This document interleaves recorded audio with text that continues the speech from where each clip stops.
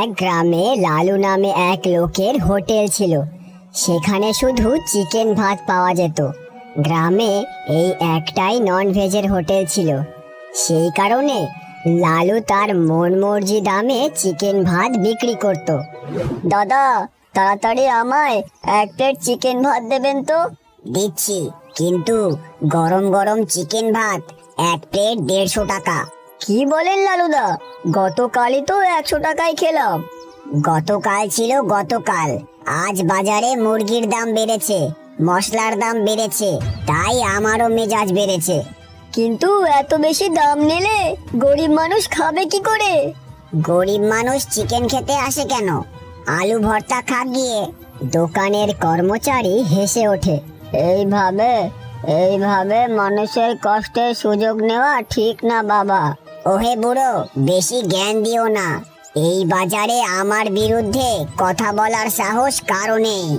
ঠিক তখনই হাতে কোদাল নিয়ে সুরেশ হোটেলের সামনে দিয়ে যাচ্ছিল। লালুদা, একটু কম দাম নিলেই তো মানুষ খুশি হয়। ওই যে এসেছে গ্রামের মহান সাধু। কিরে সুরেশ, তুই জমিতে চাষবাস করিস আর তুই আমাকে ব্যবসা শেখাবি? আমি শুধু বললাম, মানুষের সাথে ভালো ব্যবহার করলে সম্মান পাওয়া যায়। সম্মান দিয়ে ভাত রান্না হয় না, টাকা লাগে, টাকা। আর শোন, এই বাজারে আমার কথাই শেষ কথা। এইদিকে এক যুবক সেই বাজারে আসে। ছেলেটা এই গ্রামে নতুন ছিল। বাজারটা তো বেশ জমজমাট, কিন্তু লোকটার অহংকার আকাশ ছুঁয়েছে মনে হচ্ছে। সে দোকানের সামনে গিয়ে দাঁড়ায়। এক প্লেট চিকেন ভাত দিন তো। 150 টাকা আগে দেন। খাবার খেয়ে টাকা পরে দিলে সমস্যা? এখানে লালুর নিয়ম চলে, আগে টাকা পরে খাবার। বিজয় পকেট থেকে টাকা বের করে দেয়। ঠিক আছে, তবে একটা কথা বলি, যে ব্যবসা শুধু ভয় দেখিয়ে চলে সেটা বেশি দিন টেকে না। চারপাশের মানুষ অবাক হয়ে তাকায়। তুমি নতুন এসেছো তাই বেশি কথা বলছো।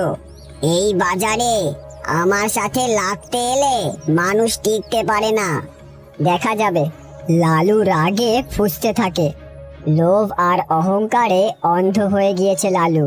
কিন্তু সে জানতো না এই বাজারেই এমন একজনের আগমন হয়েছে যে তার অন্যায়ের সাম্রাজ্য কাঁপিয়ে দেবে। হে ভগবান, আমি কোথায় যাই, কি করি? আমার কাছে যা টাকা ছিল সব শেষ হয়ে গেছে। এখন 1 টাকাও নেই আমার কাছে। আর তার ওপর আমার খুব খিদে পাচ্ছে। 2 দিন হলো কিছু খাইনি। আমি কি করে জানবো যে আমায় একদিন এই দিনও দেখতে হবে? বিজয় হাঁটতে হাঁটতে গ্রামের ক্ষেতের পাশ দিয়ে যাচ্ছিল। পাশে জমিতে একটা ছেলে কাজ করছিল। দাদা, বলছি, আপনি আমায় কিছু খেতে দিতে পারেন? 2 দিন কিছু খাইনি, খুব খিদে পেয়েছে। আরে ভাই, তোমারে দেখে মনে হচ্ছে তুমি খুব ক্লান্ত।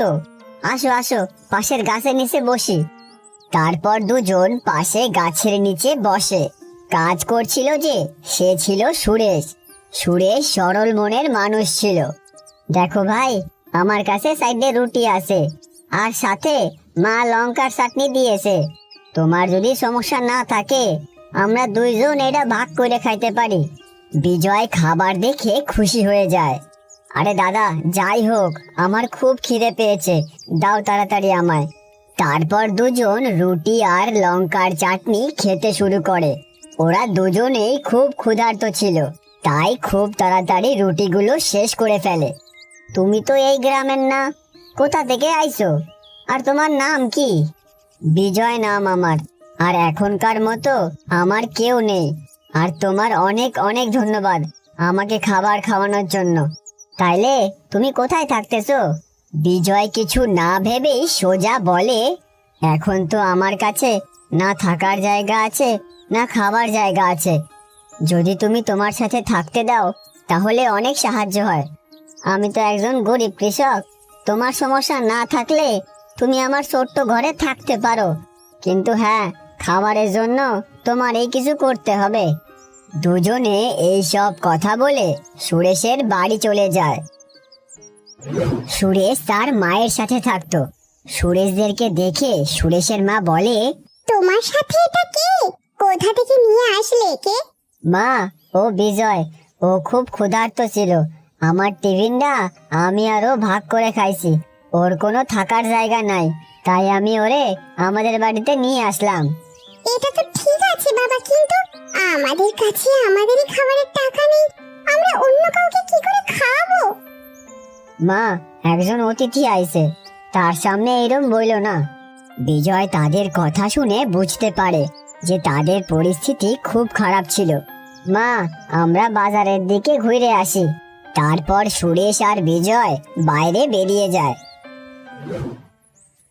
সুরেশ ভাই, তোমার মা এরকম কেন বলছিল? যদি তোমার টাকার এতই সমস্যা, তাহলে তুমি চাষবাস কেন করছো? ভাই, কি বলবো আর, এক সময় আমার মায়ের খুব শরীর খারাপ হয়েছিল, যার জন্য আমি গ্রামের প্রধানের কাছ থেকে কিছু টাকা ধার নিয়েছিলাম। তারপর আমি ওই টাকা শোধ করতে পারি নাই, তাই আমি ওনার খেতে কাজ করতেছি। যা ধার ছিল সব কাজ করে শোধ করব। সুরেশের কথা শুনে বিজয় সবকিছু বুঝে যায়। আরে, তাহলে তুমি কিছু ব্যবসা করো না কেন? এত লোক ছোট ছোট ব্যবসা করছে, তোমার চাষবাস থেকে ভালো কামাই হবে ব্যবসাতে। আমার কাছে এত টাকা নাই। যা টাকা কামাই করি তার বেশিরভাগটাই প্রধান নিয়ে নেয়, আর যা টাকা বাইচে থাকে সেই দিয়ে আমার আর আমার মায়ের কোনো রকমে পেটটা চলে।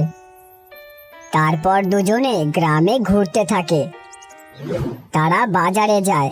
বাজারে অনেক খাবারের দোকান ছিল, কিন্তু সব থেকে বেশি ভিড় লালুর হোটেলেই ছিল, কেননা লালু একাই চিকেন কারি বিক্রি করত।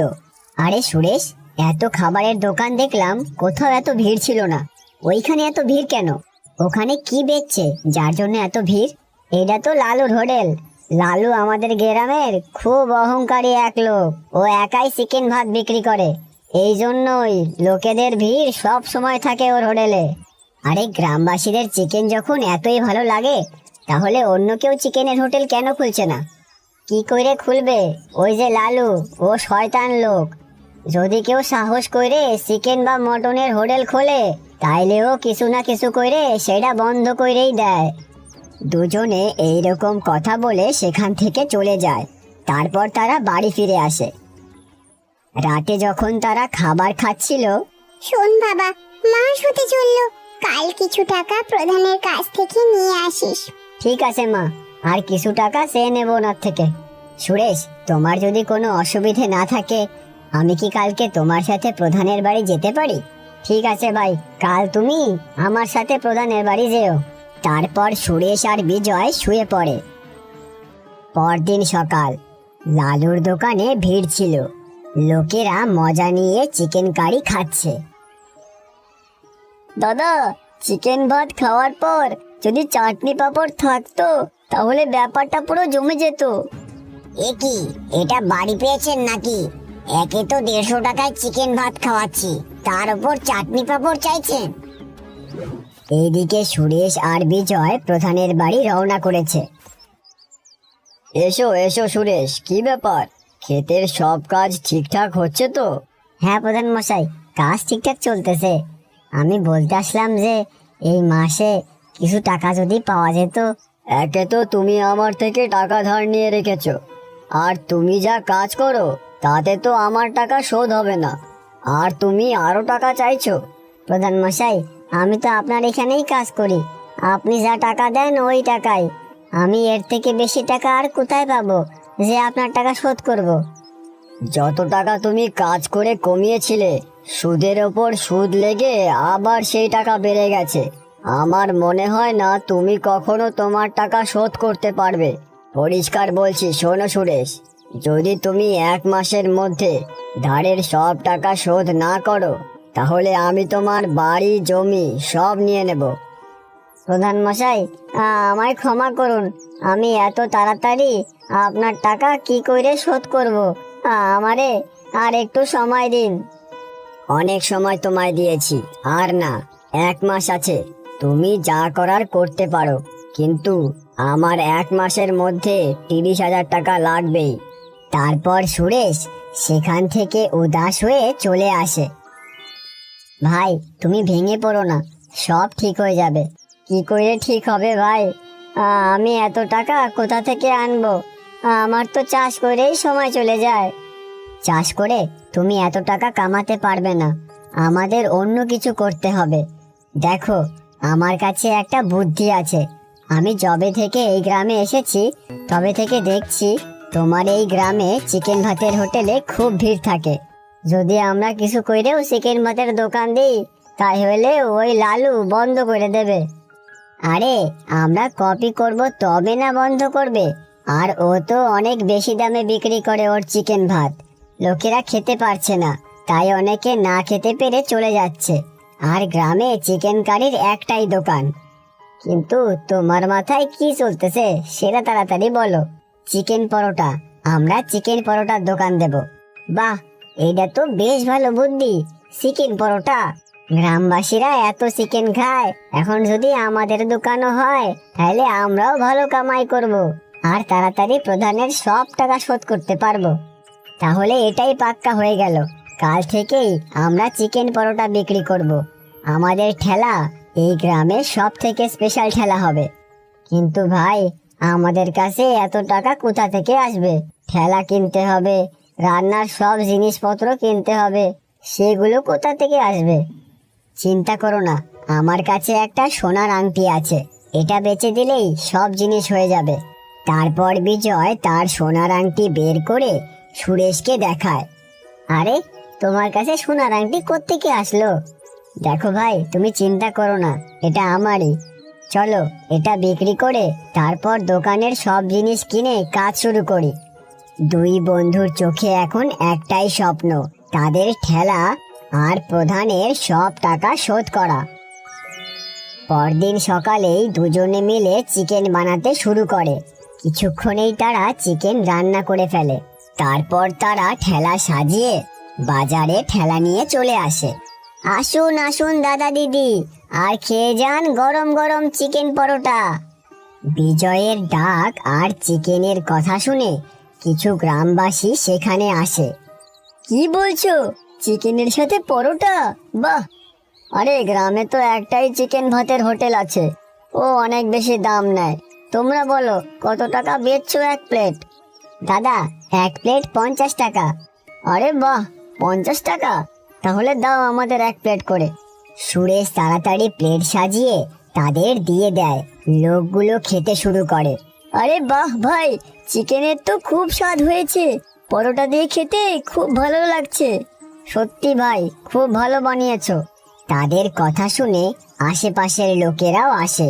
কিছুক্ষণেই তাদের ঠেলায় ভিড় লেগে যায়। দাদা, আমাকে 2 প্লেট দাও। সন্ধ্যা পর্যন্ত ঠেলা পুরো খালি হয়ে যায়। ভাবলাম আমি একটু খাবো, কিন্তু সবই তো শেষ হয়ে গেছে। আজ কামাই তো হলোই, কাল সকালে তুমি সবার আগে খেও, তারপর বেচবো। পরদিন সকালে বাজারে হইচই লেগেছিল, কিন্তু সব থেকে বেশি ভিড় সুরেশ আর বিজয়ের ঠেলার সামনে ছিল। সেখানে লোকেরা চিকেন পরোটার স্বাদ নিচ্ছিল, আর এই দেখে সামনে লালুর সহ্য হচ্ছিল না। কত ভালো আমার হোটেলটা চলছিল, ওরা আমার হোটেল চালাতে দেবে না, ওরা চিকেন পরোটার দোকান দিয়েছে। লালু রেগে সুরেশের ঠেলার দিকে যায়।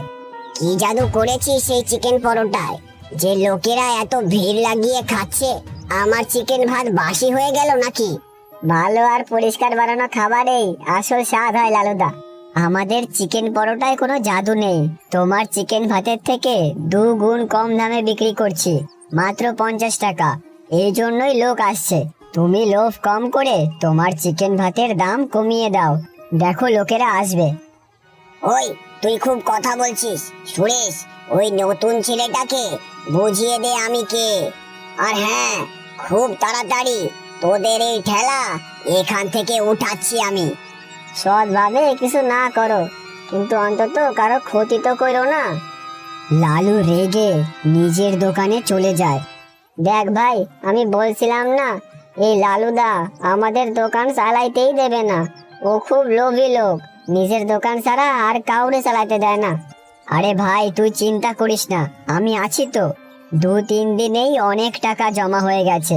আমরা প্রধানের ধারের টাকা সব শোধ করে দেব, তারপর দেখব ওই লালু কি করে। এখন থেকে রোজ সুরেশের ঠেলায় বড় লাইন লাগতো। তার দোকানের চিকেন পরোটার নাম দিন দিন ছড়িয়েই যাচ্ছিল। আর সকাল থেকে সন্ধে হতেই ওদের পরোটা বিক্রি হয়েই যেত। বাহ ভাই বাহ, যে তোমার চিকেন পরোটা একবার খাবে দ্বিতীয়বার না এসে থাকতে পারবে না। তোমাদের চিকেন পরোটায় এত স্বাদ কি করে? কি দাও এতে? আমার ছেলে তো খুব বায়না করছে খাবার জন্য। হ্যাঁ দিই তো, আমাদের বন্ধুত্বের ভালোবাসা দিই এতে। দাদা, আপনার ছেলের জন্য 1 প্লেট চিকেন পরোটা আমাদের তরফ থেকে একদম ফ্রি। আপনারা খুব ভালো, আপনাদের অনেক ধন্যবাদ দাদা। তারপর সুরেশ ওই লোকটাকে চিকেন পরোটার প্যাকেট করে দিয়ে দেয়। এভাবেই কিছুদিন পর ওদের ভালো টাকা জমা হয়েছিল। শোন ভাই, টাকা ভালো জমেছে, এখন আমরা গিয়ে প্রধানের সব টাকা শোধ করে দেব। ঠিক বলছিস, চল যাই, প্রধানের সব টাকা দিয়ে দেব।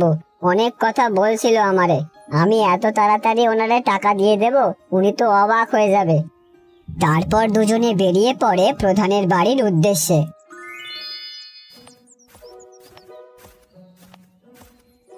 এসো সুরেশ আর বিজয়, তোমাদের দুজনের চিকেন পরোটার ব্যাপারে অনেক শুনেছি, পুরো গ্রামে খুব চর্চা হচ্ছে। হ্যাঁ প্রধান মশাই, এই জন্যই তো আপনার পুরো টাকা শোধ করতে আইছি। এই নেন আপনার পুরো সুদের সাথে 30,000 টাকা। আমরা দুইজনে দিন রাত কাজ করে এই টাকা কামাইছি। এত তাড়া কিসের ছিল? কদিন পরেই দিতে। আর চিকেন পরোটায় এত লাভ হচ্ছে। ওনার কথা শুনে বিজয় মনে মনে ভাবে, টাকা দেখে সব লোকেরই মন বদলে যায়। ওই দিন কত রেগে কথা বলছিল উনি। বিজয় আর সুরেশ আজ খুব খুশি ছিল, কেননা ওরা তাদের পরিশ্রমে প্রধানের সব টাকা আজ শোধ করে দিয়েছিল। দুজনে কথা বলতে বলতে তাদের বাড়ির দিকে যাচ্ছিল। তখনই রাস্তার পাশের মিষ্টির দোকান থেকে মনোজ নামে এক ময়রা কাকা তাদের ডাকে। বলো বাবা সুরেশ, তোমার ঠেলায় ভালো বিক্রি বাট্টা হচ্ছে তো? হ্যাঁ কাকা, আপনাদের আশীর্বাদে ভালোই চলতেছে। কিন্তু মনে রেখো বাবা, সব সাফল্যের পেছনে খারাপ নজরও লেগে থাকে। কাকা, আপনি কি বলতে চান? বাবা, আমি এক সময় বিরিয়ানির দোকান খুলেছিলাম, কিন্তু ওই লালু মিথ্যে বদনামি দিয়ে আমার দোকান বন্ধ করে দিল। এই জন্য বলছি একটু সাবধানে, নিজের খেয়াল রেখো। তারপর দুজনেই বাড়ি চলে যায়। দেখো চোখে চোখে সর্ষে ফুল, করুক মাথা ঝিমঝিম। আর সেদিন রাতেই লালু বুদ্ধি আটছিল। এই বটু শোন, সব সময় নেশায় থাকিস। আজকে আমি তোকে একটা কাজ বলছি, কাজটা ভালো করে করতে হবে কিন্তু, বুঝেছিস? আরে মাতাল, ভালো করে শোন। ওই যে সুরেশ আছে না, ওর ঠেলা ওখান থেকে গায়েব করে দে, বুঝলি? তারপর তুই যা চাবি তাই দেব। আরে চিন্তা করো না কালুদা, এমন জায়গায় সরিয়ে দেব যে কেউ খুঁজেই পাবে না। আপনি শুধু একটা বোতল রেডি রাখবেন। তারপর বটু ওখান থেকে টলতে টলতে বেরিয়ে পড়ে। আজকে তো বোতলের জোগাড় হয়ে গেল। এই তো ঠেলাটা। সেখানে গিয়ে বটু ঠেলা ধাক্কা দিতে শুরু করে। ঠেলাটা চেন দিয়ে তালা মারা ছিল, তাই ঠেলাটা সরছিল না। আজ এই ঠেলাটা এত দূরে ফেলে আসবো যে কালুদা আমায় রোজ একটা করে বোতল দেবে। পরদিন বটু লালুর দোকানের সামনে ঘুমিয়েছিল। আরে বটু, তুই রাত থেকে এখানেই আছিস নাকি? একটা কাজ বলেছি সেটাও ঠিক করে হলো না। হ্যাঁ? আরে কালুদা, কি বলছো? ওই সুরেশের ঠেলা তো অনেক দূরে রেখে এসেছি কাল রাতে। আরে মাতাল, ওই দেখ দেখ, ওটা সামনে কার ঠেলা। এইদিকে সুরেশ আর বিজয়ের ঠেলায় খুব ভিড় ছিল। আরে ঠেলা এইখানে কি করে আসলো? আরে আমি সত্যি বলছি সুরেশ দা, আমি তো এটা অনেক দূর ধাক্কা দিয়ে নিয়ে গেছিলাম। ভুলটা আমারই, যে একটা মাতালকে কাজ দিয়েছি। যা, পালা এখান থেকে। একদিন রাতে বাজারের সব দোকান যখন বন্ধ হয়ে গেছে, তখন লালু অপেক্ষায় ছিল বাজার ফাঁকা হওয়ার। তোর চিকেন পরোটার এত নাম, আমি থাকতে সেটা কি করে থাকতে দিই? ওই নাম আমি মাটিতে মিলিয়ে ছাড়বো। লালু এই দিক ওই দিক দেখে কেউ আছে নাকি। বাজার খালি দেখে সে লুকিয়ে সুরেশের ঠেলার দিকে যায়। ওইদিকে দুই বন্ধু খুব খুশি ছিল। এইরকমই চলতে থাকলে তাহলে আমরা আমাদের একটা হোটেল খুলে নেব, আর হোটেলের সামনে বড় করে নাম হবে সুরেশ আর বিজয়ের চিকেন পরোটা। দেখ ভাই, দোকান চলে আর না চলে, কিন্তু কখনো মনে লোভ আসতে দিবি না। দোকান সব সময় পরিশ্রম আর সততার সাথে চলে। পরদিন দুজনে ঠেলা খুলেছিল, আর প্রতিদিনের মতো ঠেলায় ভিড়ও ছিল। পুলিশ আর কিছু লোক সেই ঠেলায় আসে। আমি ইন্সপেক্টর দয়া, আমার কাছে অভিযোগ আছে যে আপনি আপনার চিকেন পরোটায় কিছু মিশিয়ে গ্রাহকদের খাওয়াচ্ছেন। কি বলছেন স্যার, এমন কি হলো? আরে ইন্সপেক্টর স্যার, আমিও শুনেছি কোনো সমস্যা আছে ওদের চিকেন পরোটায়। আরে উনি মিথ্যা বলতেছে। আমাদের দোকানের খাবারে আমরা কোনো খারাপ জিনিস মিলাই না স্যার, এইটা কেউ আমাদের ফাঁসাচ্ছে। যতক্ষণ না তল্লাশি না হয় আমরা কিছু বলতে পারবো না। আমাদের ঠেলা পুরো তল্লাশি নিতে হবে। ঠিক আছে স্যার, আপনি তল্লাশি করুন, আমরা কিছু খারাপ করি না, তাহলে ভয় কেন পাবো? হ্যাঁ ঠিক আছে, তোমরা সবাই পেছনে যাও। এইদিকে বাজারে কিছু লোক জড়ো হয়ে যায়। সবাই এই সব ঘটনা দেখছে। তখনই পুলিশ একটা প্যাকেট পায়, যাতে কিছু সন্দেহজনক পদার্থ ছিল। এটা কি? আমরা জানি না স্যার, এইটা এখানে কি করে আসলো। ও, এবার বুঝতে পারলাম, এই জন্যই চিকেন পরোটার এত চল। দেখো দেখো গ্রামবাসী, এই দেখো। এইসব দেখে বিজয়ের খুব রাগ হয়।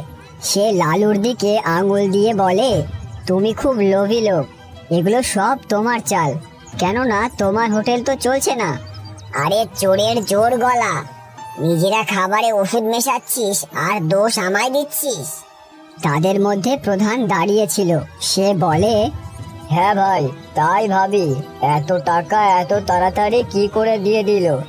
যার কাছে ফুটো করিয়ে ছিল না, সে নিজের ঠেলা খুলে ফেলেছে, আর ঠেলা খুলেই বেশি বিক্রির জন্য ওষুধ দিয়ে খাবার বিক্রি করছিলি।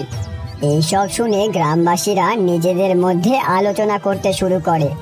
তখনই হঠাৎ বিজয় বলে, আমি জানি কে এটা করেছে। হ্যাঁ, আপনি কি জানেন বলুন। ঠিক আছে, এখন আমার কাছে আর কোনো রাস্তা নেই। তারপর বিজয় তার পকেট থেকে একটা কার্ড বের করে আর পুলিশকে দিয়ে দেয়। পুলিশ ওই কার্ড দেখে অবাক হয়ে যায়। আরে, রয়্যাল হোটেলের মালিক বিজয় সিং? কি আপনি শেখর সিং এর ছেলে? বিজয় ভাই, সত্যিই তুই হোটেলের মালিক? হ্যাঁ। এইসব শুনে গ্রামের লোকেরা অবাক হয়ে যায়। সব থেকে বেশি তো সুরেশ অবাক হয়েছিল, কেননা এত বড় হোটেলের মালিক এই গ্রামে এসে ঠেলায় কেন কাজ করছে? ও মিথ্যে বলছে, না হলে ও গ্রামে এসে ঠেলা কেন লাগাবে? ও নকল কার্ড বানিয়ে এনেছে। হঠাৎ তখনই গ্রামে এক গাড়ি আসে। সেই গাড়ি থেকে বের হয় এক লোক। উনি ছিল শেখর সিং। ওনাকে দেখে সবাই অবাক হয়ে যায়। আরে স্যার, আপনি এখানে? বাবা, তুমি এখানে? বিজয় বাবা, তোর সময় শেষ হয়ে গেছে, এখন তুই এসে আমাদের হোটেল সামলাতে পারিস। বাবা, আমি আর একদিন এখানে থাকতে চাই। এখানে কিছু কাজ বাকি আছে, সেগুলো সেরে আমি পরদিন বাড়ি ফিরবো। ঠিক আছে বাবা, কিন্তু তাড়াতাড়ি আসিস। এই বলে শেখর সিং চলে যায়। এখন সবাই বিজয়কে বিশ্বাস করে যে সে সত্যিই বলছিল। স্যার, বলতে পারবেন এই প্যাকেটে কি আছে? এটা একটা নেশার ওষুধ। এটা খাবারে মিলিয়ে খেলে সেই লোকের ওই খাবারের নেশা হয়ে যাবে। আমি সন্দেহ না, পুরো নিশ্চিতের সাথে বলছি, এটা লালুই করেছে। আগে গ্রামে আরো চিকেন মটনের হোটেল খুলেছিল, সেগুলো এইভাবেই বন্ধ করেছে ও। এটা মিথ্যে বলছে, এতে আমার কোনো হাত নেই।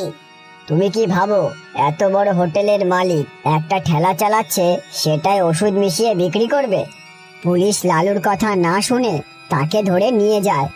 আর এইদিকে সুরেশ এটা ভাবছিল যে বিজয় কেন তার সাথে কাজ করছিল। বিজয়, তুই এত বড় হোটেলের মালিক হয়ে আমার সাথে কাজ কেন করতেছিলি? আরে, আমার বাবা অনেক সরল আর উচ্চ মনস্ক মনের মানুষ। ওনার মনে হয়েছে আমি যদি হোটেলের মালিক হয়ে যাই, হোটেল আমি চালাতে পারবো না। এই জন্যই উনি আমার 1 মাসের পরীক্ষা নিল। এখন তুই চিন্তা করিস না, আমি তোর জন্য একটা হোটেল খুলেই এই গ্রাম থেকে যাব। এই জন্যই আমি এখনো আছি। এখন সুরেশ সব বুঝতে পারে, তারপর সে খুশি হয়ে যায়। তারপর গ্রামে বিজয় তাকে এক বড় হোটেল খুলে দেয়।